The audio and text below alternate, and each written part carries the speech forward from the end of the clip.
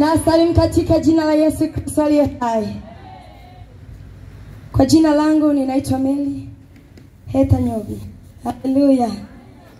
Ni jina hilo ndilo nimepewa na wazazi wangu. Haleluya. Mungu awabariki sana. Natambua uwepo wako. Kwa yeyote uliyoko katika makutano haya, niseme Mungu akubariki sana. Kwa yeyote ambao umepata nafasi ya kufika mahali hapa, niseme Mungu akubariki sana. Haleluya. Jana leo liko jambo ambalo Mungu ameamua liweze kufika mahali hapa. Andaa moyo wako kabisa, uache wazi. Acha moyo wako wazi kabisa tunapoenda kuyasikia maneno ya Mungu. Haleluya. Hebu tikisa jirani yako aliyekaa kulia kwako. Kulia nimesema. Mwambie mzigo. Mwambie mzigo. Geuka na kushoto. Mwambie mzigo. Geuka tena na kushoto. Mwambie mzigo.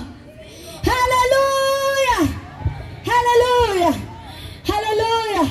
Leo tuna ujumbe unaosema mzigo. Nani ambaye ameshawahi kubeba mzigo? Nataka mtu mmoja jasiri. Apewe maiki. Mtu mmoja jasiri mwenye kuweza kusema aliweza kubeba mzigo wa aina gani, alijisikia nini? Tuambie. Wakati mwingine akijiandaa wa mwisho. Mimi hapa siku moja nilibeba mzigo huo. Ndio. Mzito. I say, nisiseme ni wa nini, ila kilicho nikuta sikufika, nilimtupa njiani. Maana niliona nikiendelea nitakufa mimi. Kabisa, kwa kweli. Manake kuna kitu gani huo mzigo ulikufanyia? Yaani ukaona kama unakufa. Kwanza uliweka sikujibebesha. Waliuchukua akaweka kichwani kwangu. Nikapiga hatua ya kwanza, ya pili, ya tatu, ya nne, katikati mwa safari nikasema nakufa mimi. Eliza nikatupa nikawa huru. Asante sana. Mungu akubariki sana. Nataka jasiri wa mwisho, kimbia. Jasiri wa mwisho. Mimi jasiri. Mimi bwana, nilipomaliza cha 4 nilienda sehemu fulani hivi. Dakika moja na kule Mbalali. Kuna kazi moja ya kubeba vile vipetu vya mpunga vibichi vilivyotoka yani ile combine ndio imevuna. Sijui ni kilo 60 zile. Na mimi mwili wangu kama unavyouona sasa. Wanaita kunyomoka, nikabeba. Nikatembea kidogo nikaanguka.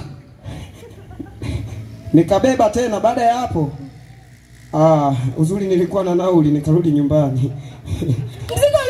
Mzigo uliweka wapi? Niliutua pale. Ukauacha? Ndio. Mungu akubariki sana. Sasa mimi Meli ni wa mwisho kusema nilibeba mzigo. Nakumbuka kuna siku moja mama yangu tulikuwa tumealika watu wakwenda kutusaidia kupalilia shamba. Bahati Mungu akajalia tulipata watu 32. Akaniamsha saa 10 za usiku akaniambia, mwanangu, tumealika watu, naomba nyanyuka, anza kuandaa chakula ambacho utaleta shambani. Ninachokuomba kabla ya saa 4 mwanangu, umeshafika shamba. Naona kama kuna vitu fulani ndani yangu havijakaa sawa. Nataka tu ile ukifika, mimi nachomoka mdogo wewe unabaki shambani na utasimamia watu mpaka utawatanyisha. Mimi nitakuwa nisharudi nyumbani. Sasa mimi nikaamka kweli, nikaandaa. Mama wa watu katangulia shambani. Yuko anapalilia na jikongoja, amesema siko vizuri. Anajikongoja na watu. Mimi sasa nikabeba ule mzigo wa chakula kwenye baiskeli. Ukiambia watu 32 usukumani, ongeza na 8 wafika 40. Ongeza na 5 ambao wafahamu wanatoka wapi, ambao watakuja kula kile chakula. Kwa hiyo nikabidi nimebeba kile chakula chote katika baiskeli niweze kwenda kukipeleka shambani. Shambani ilikuwa ni mbali, kwa miguu unaweza ukatembea masaa 2, lakini kwa baiskeli dakika 30 na kadhaa unaweza ukafika. Lakini njia haikuwa nyepesi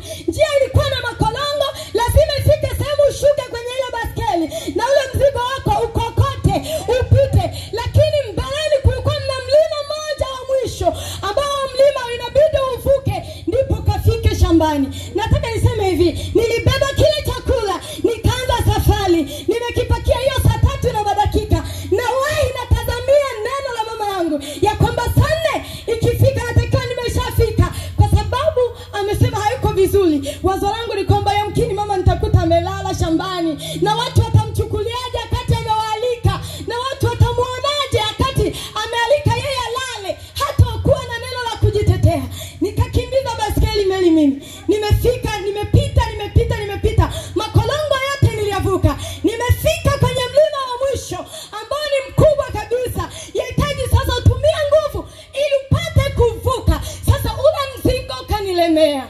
Japokuwa nilianza kwa furaha, nimebeba ule mzigo, nimefunga tai za kutosha na vitu vingine vingi, lakini nilipofika kwenye ule mlima, nikafika